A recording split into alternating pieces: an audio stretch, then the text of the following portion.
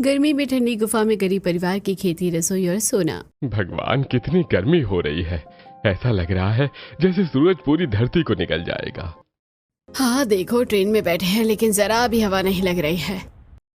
पता नहीं भगवान हमेशा अच्छे लोगों के साथ बुरा क्यों करता है। शहर में अच्छा खासा काम जम गया था। सोचा था अब तो सिर्फ तमन्ना की शादी के लिए ही गांव जाएंगे, लेकिन किसको पता था कि हमारे साथ ये अनहोनी हो जाएगी। वो सब तो ठीक है, लेकिन इतनी गर्मी में गांव जाने में भी 2-3 दिन लग जाएंगे। वो सब तो ठीक है, लेकिन जिस हिसाब से गर्मी हो रही है ना, पक्का आंधी तूफान या बारिश कुछ ना कुछ जरूर आएगा। अरे आप ही जाए तो इस भयानक गर्मी से राहत मिलेगी। सरला का पूरा परिवार शहर से गांव आने के लिए ट्रेन में बैठा था। शहर से गांव काफी दूर था, जिसके लिए इन्हें 3-4 दिन का सफर तय करना था। 3 दिन का सफर पूरा करके जब ये लोग स्टेशन से उतरकर गांव जाने के लिए ऑटो पकड़ते हैं, तभी ऑटो वाला उन्हें चौंकाने वाली बात बताता है। अरे भाई साहब, आपको पता नहीं है क्या? पालनपुर गांव में तो बादल फट गया है। 3 दिन से लगातार मूसलाधार बारिश हो रही है। पास वाली नदी का पानी उफान पर है। पूरा गांव डूब चुका है। ये सुनकर राजेश और उसके पूरे परिवार के पैरों तले जमीन खिसक जाती है। हे भगवान, हमारा घर तो मिट्टी का बना हुआ था और छत भी बिल्कुल कच्ची थी। इतनी भयंकर बारिश में हमारा घर तो बचा ही नहीं होगा। यानी अब हम शहर से भी बेघर हो गए और गांव से भी। पूरा परिवार दुख के समंदर में डूब जाता है। तभी अंकित सबको हिम्मत देते हुए बोलता है, अरे पापा, ऐसी किसी की बात पर क्या भरोसा करना। चलो पहले खुद जाकर देखते हैं। ये लोग ऑटो वालों से गांव तक जाने के लिए कहते हैं, लेकिन कोई भी वहां जाने के लिए तैयार नहीं होता। आखिरकार ये लोग पुल तक पहुंचते हैं और वहां का मंजर देखकर दंग रह जाते हैं। अरे ये क्या, इतना बड़ा पुल टूट गया। हाँ भैया, बारिश बहुत खतरनाक हुई होगी। दूर दूर तक सिर्फ पानी पानी दिखाई दे रहा है। अब हम कहाँ जाएंगे? हाँ, हमारे साथ छोटे छोटे बच्चे भी हैं। नदी के ऊपर बना बड़ा पुल तेज बारिश की वजह से पूरी तरह टूट चुका था। दूसरी तरफ फंसे हुए लोगों को सरकार हेलीकॉप्टर की मदद से बाहर निकाल रही थी। तभी वहां एक आदमी आता है। भाई साहब, परेशान होने से कुछ नहीं होगा। ये सब भगवान की मर्जी है। प्राकृतिक आपदाएं इंसान के कर्मों का फल होती हैं। इंसान प्रकृति के साथ छेड़छाड़ करेगा तो भुगतना तो पड़ेगा ही। भाई वो सब तो ठीक है, लेकिन हम क्या करें? हमारा तो गांव का घर भी बर्बाद हो गया। अब हम कहीं के नहीं रहे। वो आदमी उन्हें सांत्वना देकर वहां से चला जाता है। पूरा परिवार नदी के किनारे बैठकर उस भयानक मंजर को देख रहा था। किसी को समझ नहीं आ रहा था कि अब वो जाएं तो आखिर कहां जाएं। तभी दोनों बच्चे भूख से रोने लगते हैं। मम्मी, मुझे भूख लगी है और मुझे भी बहुत गर्मी लग रही है। देखो ना, कितने पसीने आ रहे हैं। भले ही 3 दिन पहले यहाँ बादल फटा था, लेकिन आज भी गर्मी उतनी ही भयानक थी। चारों तरफ भरे पानी पर सूरज की तेज धूप पड़ रही थी, जिससे उमस और बढ़ गई थी। बच्चे, तुम मेरे साथ यहाँ आओ। देखो, यहाँ पेड़ की छाया है। यहाँ तुम्हें गर्मी नहीं लगेगी। भाभी, बैग में थोड़ा खाने पीने का सामान रखा है, आप गोलू और माही को दे दो। कीर्ति और तमन्ना बच्चों को अपने साथ लाया हुआ खाना खिलाने लगती हैं। इधर तीनों बाप बेटों की हालत ये सोच सोचकर खराब हो रही थी कि अब वो अपने परिवार को लेकर जाएं तो आखिर कहां जाएं। तभी वहां एक लड़का आता है। अंकल जी, अगर आपको नदी के दूसरी तरफ जाना है तो मैं हेलीकॉप्टर वालों से बात कर देता हूँ। सरकार ने सबके लिए मदद भेजी है, और अगर खाने पीने का राशन चाहिए तो वो भी मिल जाएगा। बेटा, हमारा अब कोई घर नहीं रहा। हम बेघर हो गए हैं। राजेश की बात सुनकर सागर हैरान रह जाता है। मैं कुछ समझा नहीं अंकल। तब राजेश सागर को सारी बात बताने लगता है। अरे तुम लोगों को जरा भी शर्म नहीं है क्या? 6 महीने से 1 रुपए का किराया नहीं दिया। माना मैं इस शहर में नहीं रहता, लेकिन मेरा बैंक अकाउंट और फोन नंबर तो तुम्हारे पास था। अरे भाई साहब, आप कौन हो और हम आपको किराया क्यों देंगे? हमने तो 6 महीने पहले ही ये घर खरीद लिया था। क्या मजाक कर रहे हो? इस घर का मालिक मैं हूं। मुझे तो तुमने 1 रुपया भी नहीं दिया। लेकिन इस घर का मालिक तो ऊपर रहता था। मनोज नाम है उसका। मनोज का नाम सुनते ही दुर्गेश को सारी बात समझ आ जाती है।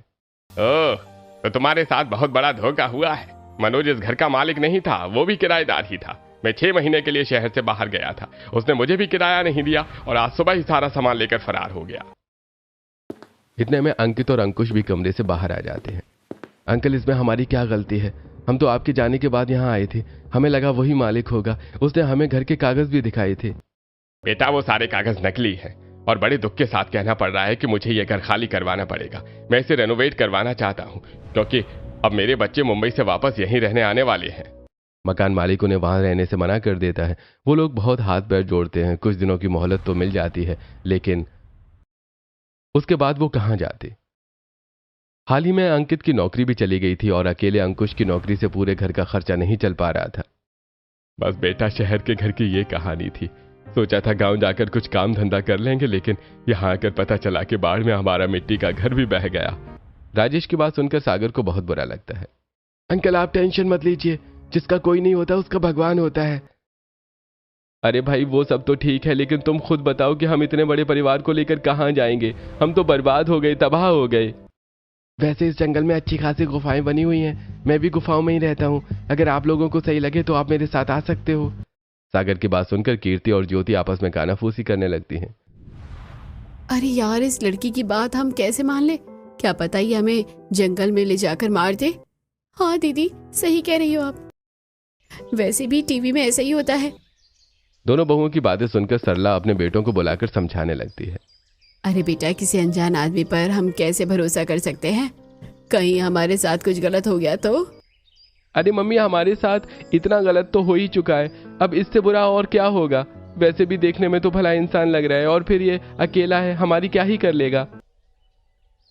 घर वालों के लिए सागर पर भरोसा करना मुश्किल था, क्योंकि अभी उन्हें मिले मुश्किल से 1 घंटा ही हुआ था। मगर सागर की बात मानने के अलावा उनके पास कोई और रास्ता भी नहीं था।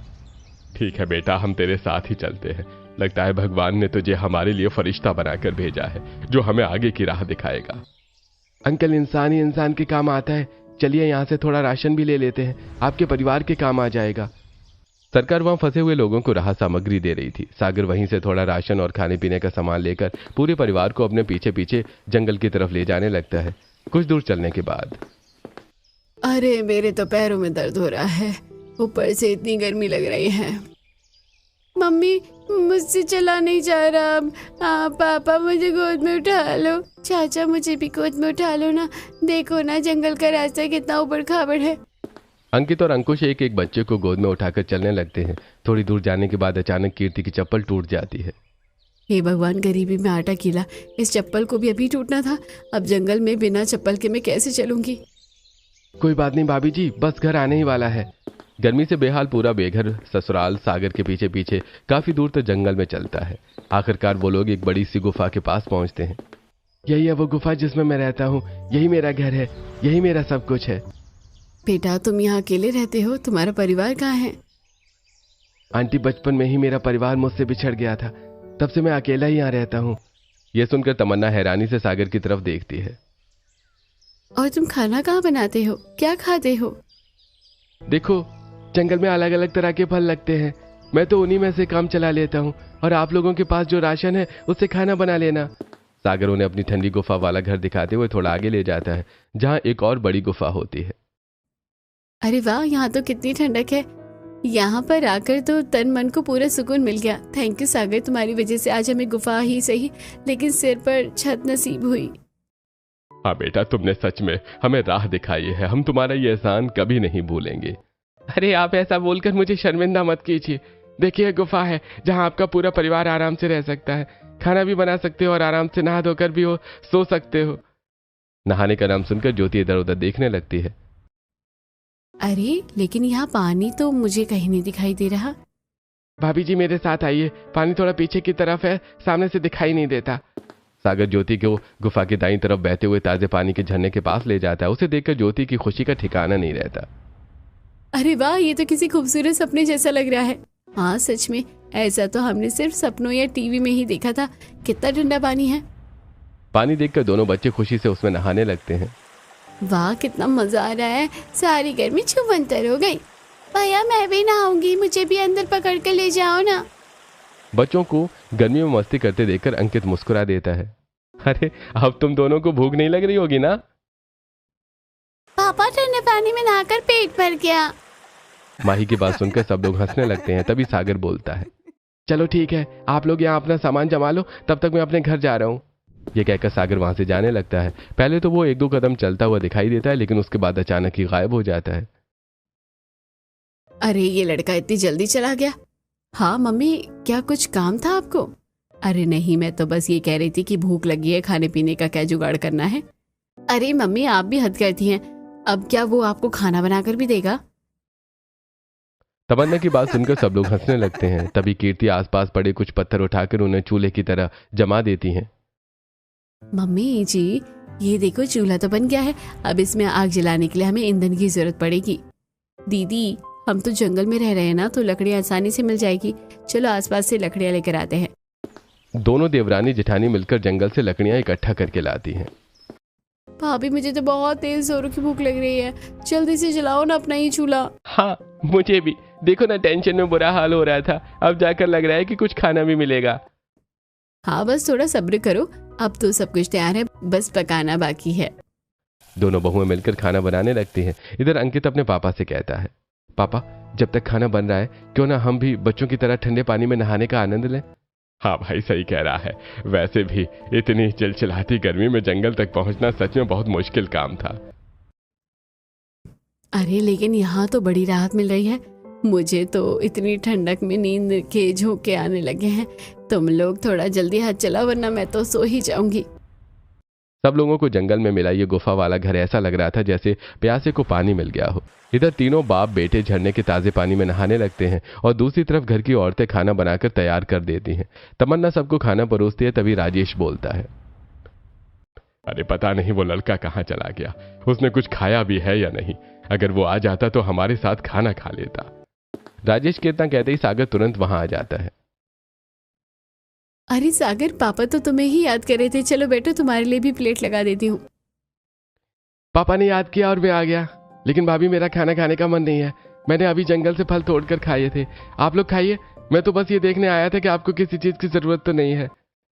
अरे नहीं भाई, तेरे होते हुए भला हमें किसी चीज की परेशानी कैसे हो सकती है। हाँ भैया ठीक है, लेकिन फिर भी अगर कुछ जरूरत पड़े तो मुझे याद कर लेना। यह कहकर सागर वहां से चला जाता है। अब ऐसे ही दिन बीतने लगते हैं। राजेश का पूरा परिवार गुफा वाले घर में ही खाना बनाता, झरने के ताजे पानी में नहाता और आराम से सो जाता। एक रात, भाई कितना अच्छा खाना लगता है यहाँ, मन पूरा तृप्त हो जाता है।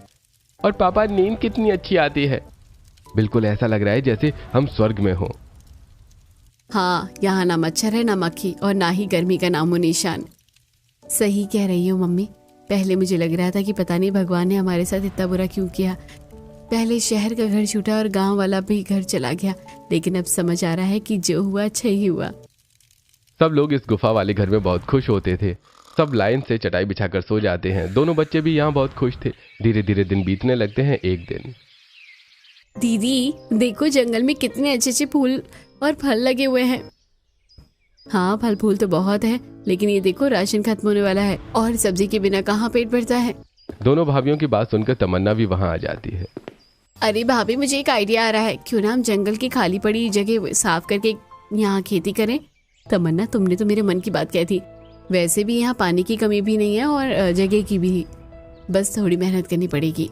अरे मेहनत तो हम कर लेंगे, लेकिन बीज कौन ला कर देगा। कीर्ति की बात सुनकर ज्योति मुस्कुरा देती है।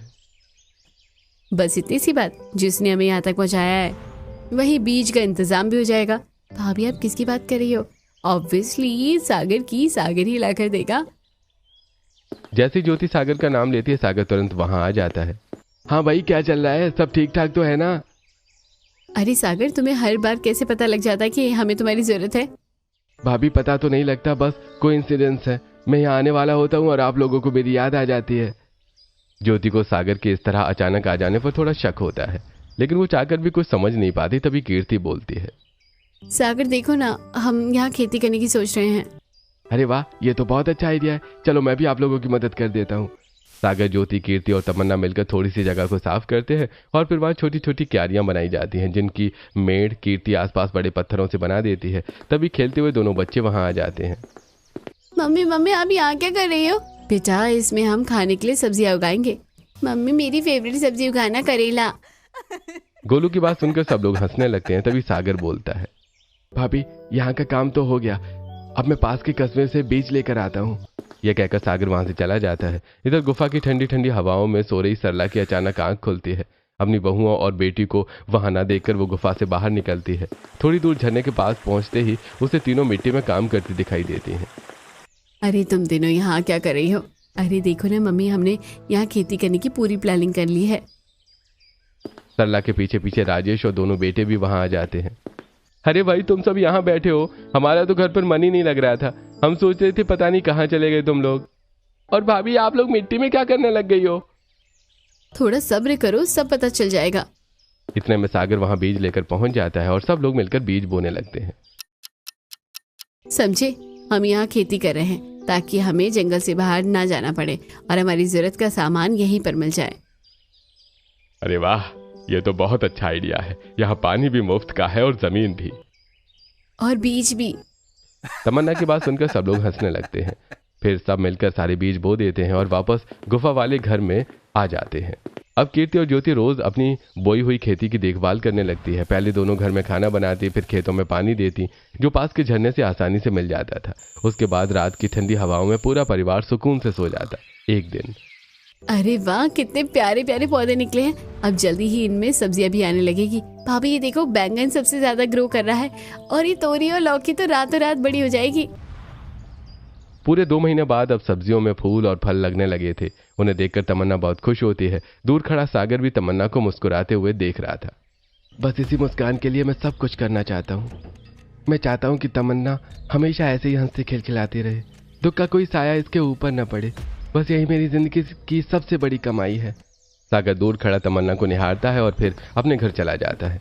ऐसे दिन बीतने लगते हैं। एक दिन तमन्ना झरने के पास उदास बैठी होती है। यहाँ आकर मैं कितनी अकेली हो गई हूँ। बस परिवार है, उसके अलावा कोई भी नहीं है।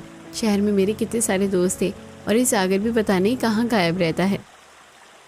जैसी तमन्ना सागर का नाम लेती है, सागर तुरंत वहां आ जाता है। अरे तमन्ना, तुम यहाँ बैठी हो, मैं तुम्हें पूरी गुफा में ढूंढ लिया। शुक्र है तुम आ गए। आज तो मैं बहुत अकेला महसूस कर रही थी।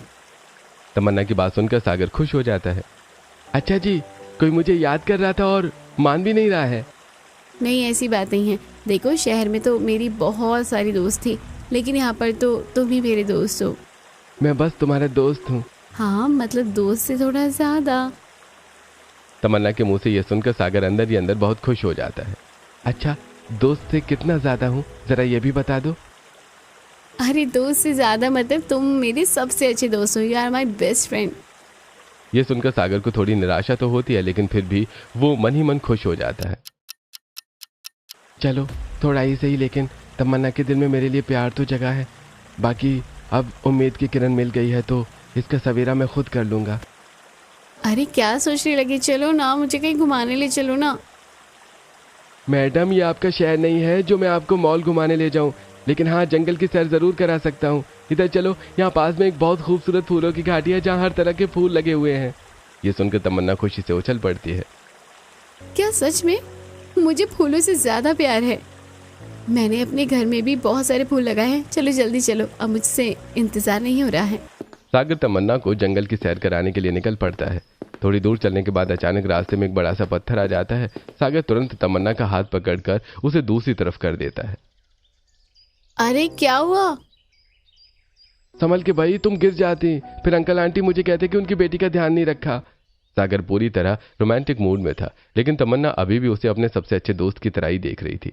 थोड़ी देर बाद दोनों फूलों वाली घाटी में पहुंच जाते हैं। वाह, कितनी खूबसूरत जगह है ये तो हमारी गुफा वाले घर से भी ज्यादा ठंडी है। कितना सुंदर है। मेरा तो यहाँ से जाने का मन ही नहीं कर रहा। तमन्ना सागर का हाथ पकड़कर उसे भी फूलों की घाटी के पास पड़ी चट्टान पर बिठा लेती है।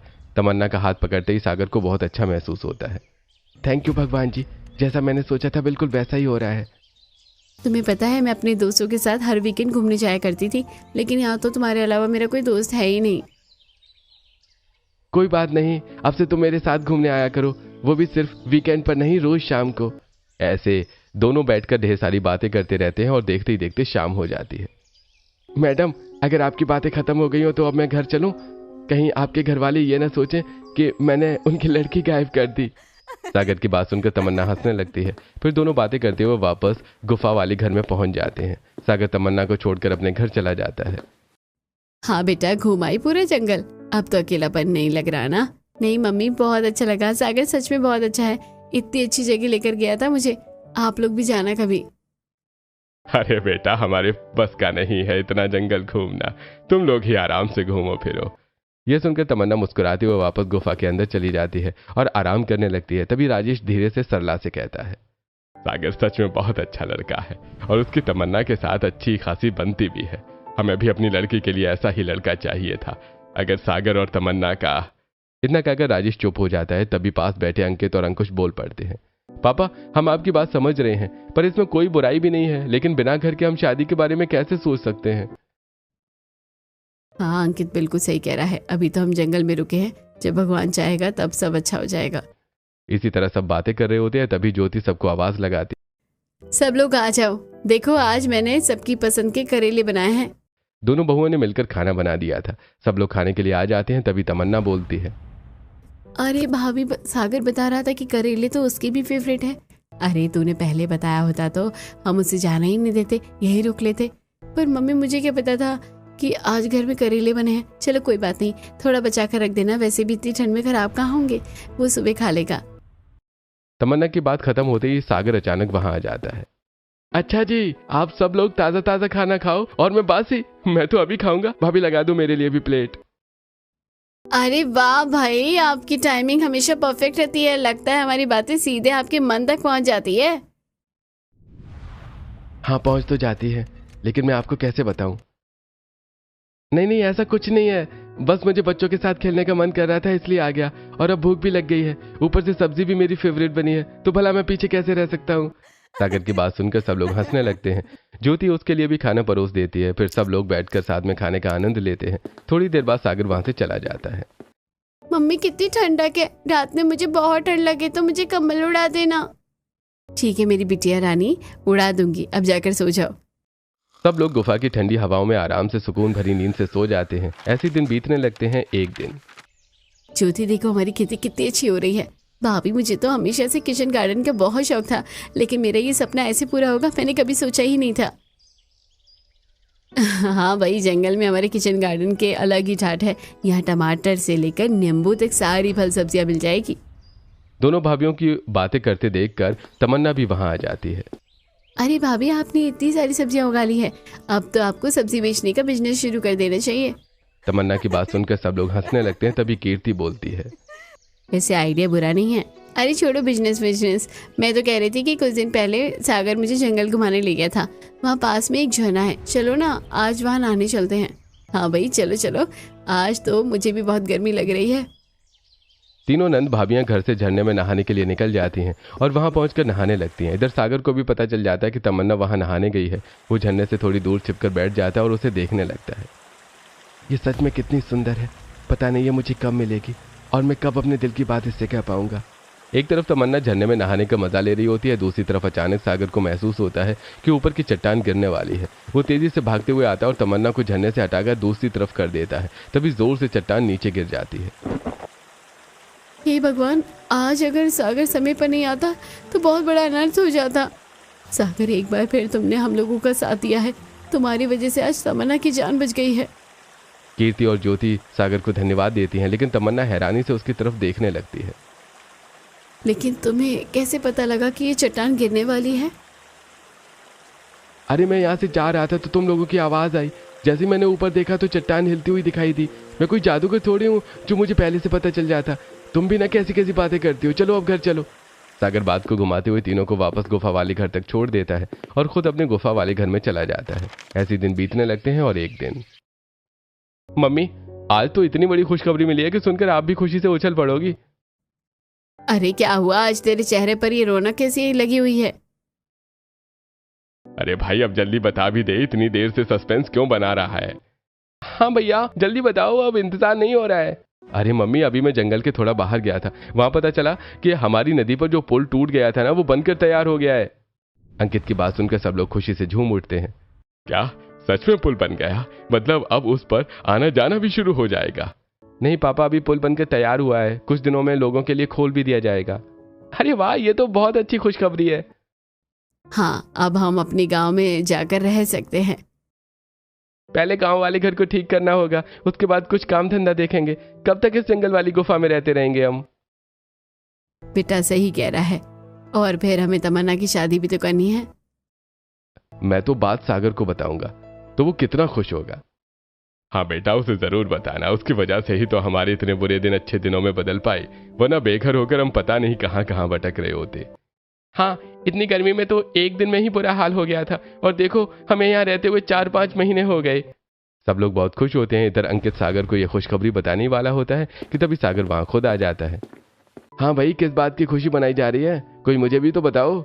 अरे बेटा, हम तुम्हारा ही इंतजार कर रहे थे। देखो, हमारा नदी वाला पुल जो टूटा हुआ था बनकर तैयार हो गया है। कुछ दिनों में लोगों के लिए खोल भी दिया जाएगा। अरे वाह, ये तो बहुत अच्छी बात है। अब आप लोग आराम से अपने गांव जाकर अपने घर में रह सकते हो। बेटा, हमारे लिए जो कुछ भी तुमने किया है वो तो कोई अपना भी नहीं करता। अरे आंटी, ऐसा बोलकर आपने मुझे पराया कर दिया। मैं भी तो आपका अपना हूँ। वैसे भी मैंने पहले ही कहा था ना, इंसान इंसान के काम आता है। सागर थोड़ी देर सबके साथ बातें करता है और फिर अपनी गुफा वाले घर में चला जाता है। वहां पहुंचकर वो मन ही मन सोचने लगता है। इससे पहले कि नदी वाला पुल लोगों के आने जाने के लिए खुले और ये लोग इस गुफा वाले घर को छोड़कर गांव चले जाएं, मुझे तमन्ना से अपने दिल की बात कहनी ही होगी। सागर अपने गुफा वाली घर से बाहर निकलता है और पास बहते झरने में नहाता है। अब मैं तमन्ना के पास जाने के लिए बिल्कुल रेडी हूँ, लेकिन बेवकूफ खाली हाथ जाएगा क्या? हाथों में कुछ तो होना चाहिए ना। सागर गुफा के बाहर लगे फूलों के पेड़ से कुछ फूल तोड़कर उनका छोटा सा गुलदस्ता बना देता है। हाँ, ये ठीक रहेगा। अब लग रहा हूं ना प्रपोजल बॉय। आज तो मैं तमन्ना को प्रपोज करके ही रहूंगा। सागर खुशी खुशी गुफा वाले घर की तरफ बढ़ता है। दूसरी तरफ तमन्ना घर के बाहर एक पेड़ के नीचे बैठी होती है। उसकी आंखों में आंसू होते हैं। तभी वहां ज्योति और कीर्ति आती है। अरे तमन्ना, तुम रो क्यों रही हो? किसी ने कुछ कहा क्या? नहीं भाभी, बस ऐसे ही। अरे कुछ तो बात होगी, हमें बता। हमें नहीं बताएगी तो किसे बताएगी? वैसे भी हम दोनों तुम्हारी भाभी बाद में और दोस्त पहले हैं। भाभी, आपको पता है ना कि मैं सागर से कितना प्यार करती हूँ, लेकिन अब हम शहर छोड़कर यहाँ आ गए हैं। उसे पता नहीं कि मैं कहाँ हूँ। जाने से पहले वो कह रहा था कि वो अपने घर वालों को मना लेगा। हाँ, तो फिर तुम इतनी टेंशन क्यों ले रही हो? वो घर वालों को मना लेगा, लेकिन उसे तो ये भी नहीं पता कि मैं यहाँ हूँ। और अगर उसके घर वालों ने जबरदस्ती उसकी शादी किसी और से कर दी तो मैं किसी और से शादी नहीं करूंगी। तमन्ना, अगर तरुण तुमसे सच्चा प्यार करता होगा तो वो तुम्हारा इंतजार करेगा। ऐसे 4-5 महीने में तुम्हें छोड़कर किसी और से शादी नहीं करेगा।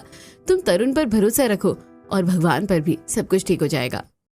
ज्योति और कीर्ति तमन्ना को समझाने लगती हैं। दूसरी तरफ सागर हाथ में फूल लेकर तमन्ना से अपने दिल की बात कहने आ रहा होता है, लेकिन दूर से ही वो तमन्ना और उसकी भाभीयों की सारी बातें सुन लेता है। ये सुनते ही सागर के हाथ से फूलों का गुलदस्ता नीचे गिर जाता है। उसकी आंखें नम हो जाती हैं और वो परेशान होकर वापस अपने गुफा वाले घर में चला जाता है। तुम मेरे साथ ना होकर भी हमेशा मेरे साथ रहे। हर मुश्किल में तुमने मेरा हाथ थामा, मुझे टूटने नहीं दिया। तुम ही थे जिसने मुझे सिखाया कि अपने हक के लिए कैसे लड़ते हैं। तुम ही थे जिसने मेरे परिवार को नई जिंदगी दी। तुमसे सच्चा प्यार शायद कोई मुझे नहीं कर सकता, क्योंकि तुमने अपने प्यार को साबित करने के लिए अपनी जान तक दे दी और उसके बाद भी मेरा साथ नहीं छोड़ा। इस जन्म में हम एक नहीं हो पाए, लेकिन मैं वादा करती हूँ हर जन्म में तुम्हारा इंतजार करूंगी, क्योंकि मेरा सच्चा प्यार सिर्फ तुम हो और हमेशा रहोगे। मैं तुम्हें देखकर भूल गया था कि हमारी दुनिया अलग है। तुम अपने इस जन्म में भी मेरी न हो सकी तो कोई बात नहीं, लेकिन मैं तुम्हें अपना बनाने के लिए जन्म लूंगा और तब तुम सिर्फ मेरी होगी, सिर्फ मेरी। मैं उस दिन का इंतजार करूंगा। तमन्ना हमेशा से सागर को अपना सबसे अच्छा दोस्त मानती रही, लेकिन सागर अब भी तमन्ना से उतना ही प्यार करता था जितना वो तमन्ना के पिछले जन्म में करता था। वो तमन्ना को याद दिलाना चाहता था कि पिछले जन्म में वो भी उससे बेपनाह मोहब्बत करती थी, लेकिन इस जन्म में तमन्ना की जिंदगी में कोई और आ चुका था। जब सागर को इस बात का पता चला तो उसका दिल टूट गया। फिर एहसास होता है कि तमन्ना को पाने के लिए उसे पुनर्जन्म लेना होगा और चुपचाप अपने गुफा वाले घर में वापस आ गया। सागर रात के अंधेरे में आसपास के चमकते तारों को देख रहा था। तमन्ना, मैं अगले जन्म में तुम्हारा इंतजार करूंगा। सागर की बात सुनकर ऐसा लग रहा था जैसे प्रकृति भी उसकी भावनाओं को महसूस कर रही हो। ठंडी हवाएं लहराने लगीं, आसमान झूम उठा और सितारे भी जैसे चमक चमक कर उसकी मोहब्बत की गवाही दे रहे हों। सागर हल्का सा मुस्कुरा देता है। इधर कुछ दिनों बाद राजेश और उसका पूरा परिवार गुफा वाली चट्टान घर छोड़कर वापस अपने गांव में रहने चला जाता है और जीवन एक नए सिरे से शुरू करता है।